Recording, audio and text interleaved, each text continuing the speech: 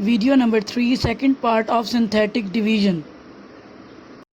जी बच्चों, अब मैं सिंथेटिक डिवीजन के टॉपिक पे आ रही हूँ।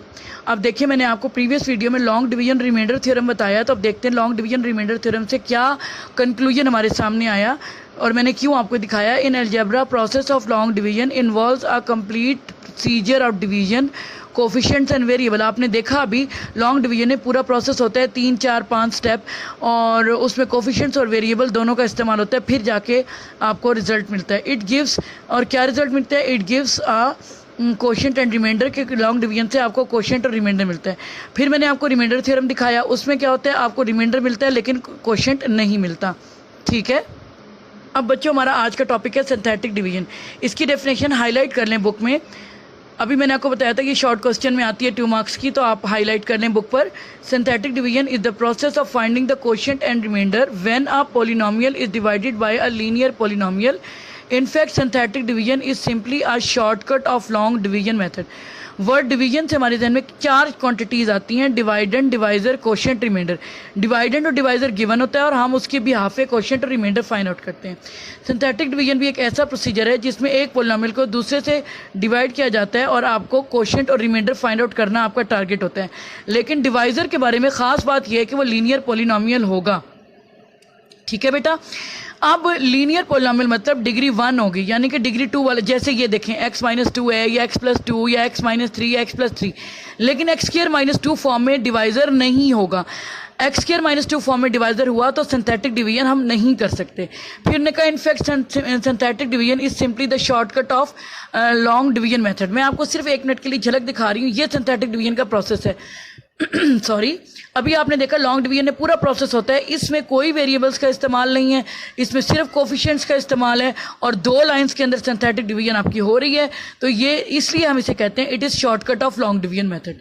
तो आप देखते हैं इसके सिंथेटिक डिवीजन के क्या पॉइंट्स हैं। जी बेटा, ये डेफिनेशन अभी मैं बुक से पढ़ चुकी हूँ, मैं यहाँ से स्टार्ट कर रही हूँ। Synthetic division gives quotient and remainder. अभी मैंने आपको बताया इससे कोशेंट और रिमाइंडर मिलता है। फिर मैंने आपको ये भी बताया इन synthetic division P of x is divided bye linear divisor. Polynomial को हम लीनियर डिवाइजर से करते हैं, जैसा कि आप देखें 9x² - 6x+2 divided by x-3। Divisor आपका लीनियर है। We can not use synthetic division इस डिवाइजर इज नॉट लीनियर, यानी अगर x2 की फॉर्म में होगा तो सिंथेटिक डिवीजन नहीं हो सकती। इस पॉइंट को आपने याद रखना, ये MCQs फॉर्म में पूछा जा सकता है। फिर मैंने अभी आपको एक थोड़ी सी झलक दिखाई थी बुक में, अभी प्रैक्टिकली क्वेश्चन अगली वीडियो में आपको नजर आएगा। देखें, it uses only coefficients but not variable. इसमें सिर्फ कोफिशिएंट्स का इस्तेमाल होता है मगर वेरिएबल्स का इस्तेमाल नहीं होता। ये पॉइंट भी आपने याद रखना है, MCQs फॉर्म में पूछा जा सकता है। In synthetic division are polynomial should be in descending order if any term is missing in P of X। We will write that term with 0 coefficient. एक बात, 2 पॉइंट्स लिखे में, एक तो डिसेंडिंग ऑर्डर में होना चाहिए। देखिए 9x² - 6x+2 डिग्री 2 वाली टर्म, फिर डिग्री 1 और फिर कांस्टेंट। दूसरी बात वो कह रहे हैं कोई टर्म मिसिंग नहीं होनी चाहिए। देखें डिग्री 2 के बाद डिग्री 1 है, डिग्री 1 के बाद कांस्टेंट है, कोई टर्म मिसिंग नहीं है। फॉर एग्जाम्पल, अगर यहाँ 6x वाली टर्म ना होती तो हम 0x लिख करके उसको इसमें शामिल करते और पोलिनोमियल को कंप्लीट करते, डिसेंडिंग ऑर्डर में पोलिनोमियल को कंप्लीट करते। ठीक है बेटा, एक एग्जाम्पल देखते हैं। ये एग्जाम्पल है, using division synthetic division divide the polynomial P of X 5x4 + x³ - 3x by x-2। Solution start करते हैं। ये आपको रिजल्ट है, डिवाइजर x-2 है। ठीक है, इस डिवाइजर में देखें x-2 है और डिवाइजर किस फॉर्म में होना चाहिए? x-a। इट मीन्स a की वैल्यू 2 है। फिर अभी मैंने कहा कि आपने कोफिशिएंट्स को यूज करना है। अच्छा, यहां पर देखें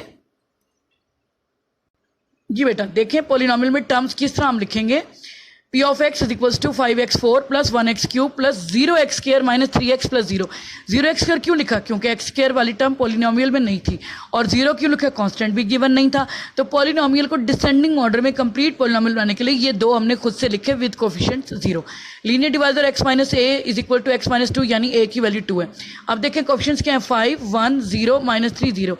इनको आपने फर्स्ट लाइन में हॉरिजॉन्टल वे में लिख लेना है। ठीक है, मैंने क्या बोला? फर्स्ट लाइन में हॉरिजॉन्टल वे में लिख लेना है। और जो ए की वैल्यू है उसको आपने यहाँ, और ये आपने स्केल से वर्टिकल और हॉरिजॉन्टल लाइन ड्रॉ करनी है। पेंसिल से टेढ़ी मेढ़ी लाइन ड्रॉ नहीं करनी, बहुत नीट तरीके से आपने करना है। अब सिंथेटिक डिवीजन का प्रोसेस समझें। 5 आपका फर्स्ट कॉलम में एज इट इज आ जाएगा, कोई प्रोसेस नहीं हुआ। Column 1 complete. अब 2 मल्टीप्लाई 5 करना है, क्या बनेगा 10, 10 आपने 1 के नीचे लिखना है।